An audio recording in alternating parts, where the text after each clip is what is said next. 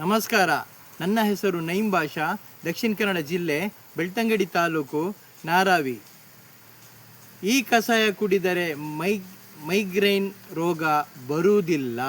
ನೋಡಿ, ಮೈಗ್ರೇನ್ ಎಲ್ಲ ಕಡೆ ನೋಡಿದರೆ ಅರ್ಧ ತಲೆನೋವು. ಮೈಗ್ರೇನ್ ಸಮಸ್ಯೆ ಪಿತ್ತಜನಕವಾಗಿ ಬರುವ ರೋಗವಾಗಿದೆ. ಅಜೀರ್ಣ, ಮಲಬದ್ಧತೆ ಕಾರಣ ಉತ್ತಮ ಆಹಾರ ಸರಿಯಾಗಿ ಇರುವುದಿಲ್ಲ. ಜಂಕ್ ಫುಡ್, ಫಾಸ್ಟ್ ಫುಡ್ ತಿನ್ನುವುದು, ಮೊಬೈಲ್ ನೋಡುವುದು ಕಡಿಮೆ ಮಾಡಿದರೆ ಈ ಸಮಸ್ಯೆ ಮೂಲ ಪರಿಹಾರ. ಮೊಬೈಲ್, ನೀವು ಜಂಕ್ ಫುಡ್ ಮತ್ತು ಟಿ ವಿ ನೋಡುವುದು ಇದು ಸ್ವಲ್ಪ ಕಡಿಮೆ ಮಾಡಿದರೆ ನಿಮಗೆ ಈ ತಲೆನೋವು ಬರುವುದೇ ಇಲ್ಲ.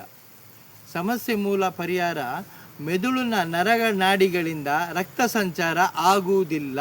ನೋಡಿ, ನರನಾಡಿಯಿಂದ ರಕ್ತ ಸಂಚಾರ ಅದು ತಲೆಯಲ್ಲಿ ಆವರಿಸುತ್ತದೆ. ಒಂದೊಂದು ಕಡೆಯಿಂದ ಕಿರಿಕಿರಿ ಆಗುವುದನ್ನು ಮೈಗ್ರೇನ್ ತಲೆನೋವು ಆಗುತ್ತದೆ, ಮೈಗ್ರೇನ್ ಎಂದು ಹೇಳುತ್ತಾರೆ. ಮೂಲ ಕಾರಣ ಅಜೀರ್ಣ ಮತ್ತು ಮಲಬದ್ಧತೆ.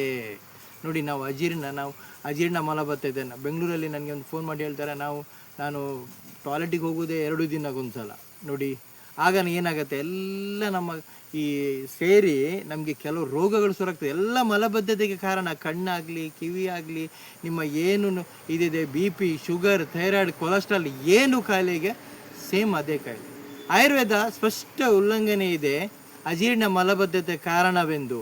ತಿನ್ನುವ ಆಹಾರ ಪದ್ಧತಿ ಸರಿಯಾಗಿ ಇರುವುದಿಲ್ಲ, ಲೇಟಾಗಿ ಮಲಗುವುದು, ಮೊಬೈಲ್ ಜಾಸ್ತಿ ನೋಡುವುದು, ಇಂತಹ ಕೆಟ್ಟ ಪದ್ಧತಿಯಿಂದ ನಮ್ಮ ಶರೀರವು ಇಂತಹ ಸಮಸ್ಯೆಗಳು ಉಂಟಾಗುತ್ತದೆ.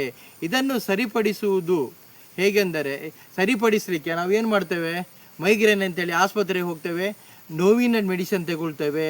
ನೋಡಿ, ಜಾಸ್ತಿ ಮೆಡಿಸಿನ್ ನೋವಿನ ತಗೊಂಡ್ರೆ ನಿಮಗೆ ಕಿಡ್ನಿಗೆ ಪ್ರಾಬ್ಲಮ್ ಆಗುತ್ತೆ. ನೆನಪಿಟ್ಕೊಳ್ಳಿ, ಜಾಸ್ತಿ ನೋವಿನ ಮೆಡಿಸಿನ್ ತಗೊಂಡ ತಕ್ಷಣ ನಮಗೆ ಕಿಡ್ನಿ ಫೈಲ್ ಆಗುತ್ತೆ, ನೆನಪಿಟ್ಕೊಳ್ಳಿ. ನೋಡಿ, ಇದಕ್ಕೆ ಒಳ್ಳೆ ಕಷಾಯ ಇದೆ, ದಯಮಾಡಿ ಅರ್ಥ ಮಾಡ್ಕೊಳ್ಳಿ. ಯಾಕೇನೋ ಹಾಸ್ಪಿಟಲಿಗೆ ಇಲ್ಲಿಗೆ ಹೋಗೋದು, ನಮ್ಮಲ್ಲಿ ಮಾಡಿ ನೋಡುವಲ್ಲ, ಏನು ಪ್ರಾಬ್ಲಮ್ ಇದೆ, ಆದರೆ ಆಗತ್ತೆ.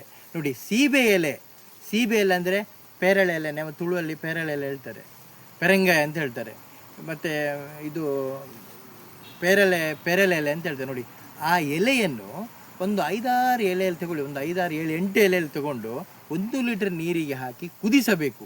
ಒಳ್ಳೆ ಕುದ್ದು 200 ml ತಂದು ನಿಲ್ಲಿಸಬೇಕು. ಅದು 200 ml ಅದನ್ನು ನಾವು ಮಧ್ಯಾಹ್ನ 12 ಗಂಟೆಗೆ ತಗೊಳ್ಬೇಕು. ನೆನಪಿಟ್ಕೊಳ್ಳಿ, ಮಧ್ಯಾಹ್ನ 12 ಗಂಟೆಗೆ ಅದನ್ನು ನಾವು 1 ಗ್ಲಾಸನ್ನು ತಗೊಳ್ಬೇಕು. 200 ml ಉಳಿತಲ್ಲ, ಅದನ್ನು ತಗೊಂಡು ಸ್ವಲ್ಪ ಒಂದು 2 ಮೂಗಿಗಳಿಗೆ ಬಿಡಬೇಕು, ಒಂದು 2 ಹನಿಯನ್ನು ಬಿಡಬೇಕು.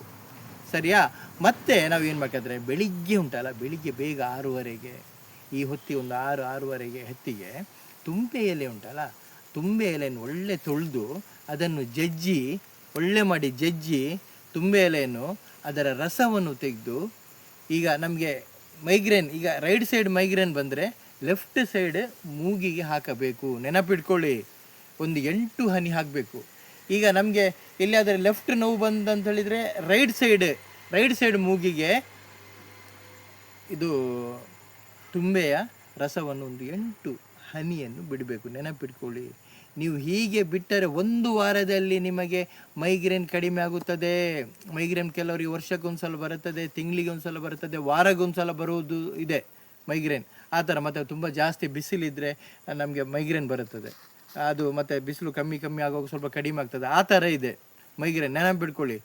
ಹೀಗೆ ಅದಕ್ಕೋಸ್ಕರ ನಾವು ಯಾವತ್ತು ಹೀಗೆ ಮಾಡಿದರೆ ನಮಗೆ ಮೈಗ್ರೇನ್ ಕಡಿಮೆ ಆಗುತ್ತದೆ 1 ವಾರ. ಆಗಿಲ್ಲವೆಂದರೆ ಶರೀರದಲ್ಲಿ ಆವರಣ ದೋಷ ಹೆಚ್ಚು ಅಂತ ಲೆಕ್ಕ, ಆಯಿತಾ? ಅದಕ್ಕೆ ಮೊದಲು ಈ ಮದ್ದನ್ನು ಮಾಡಿ, ದಯಮಾಡಿ, ಆಯ್ತಲ್ಲ? ಅದ ನಂತರ ಇನ್ನೊಂದು ನಿಮಗೆ ಒಂದು ಕಷಾಯ ಇದೆ, ನಾನು ತುಂಬ ಸುಲಭವಾಗಿರ್ತೇನೆ ನೋಡಿ. ಇದರಲ್ಲಿ ಬೆಂಗಳೂರಲ್ಲಿ ಆ ಸೈಡ್ ಏನಿದೆ, ಪಲಾವ್ ಎಲೆ ಅಂತ ಹೇಳ್ತಾರೆ. ಪಲಾವ್, ನಮ್ಮೂರಲ್ಲಿ ದಾಲ್ಚಿನ್ನಿ ಎಲೆ. ನೆನಪಿಟ್ಕೊಳ್ಳಿ, ಇಷ್ಟು ದೊಡ್ಡ ಬರುತ್ತೆ ದಾಲ್ಚಿನ್ನಿ ಎಲೆ.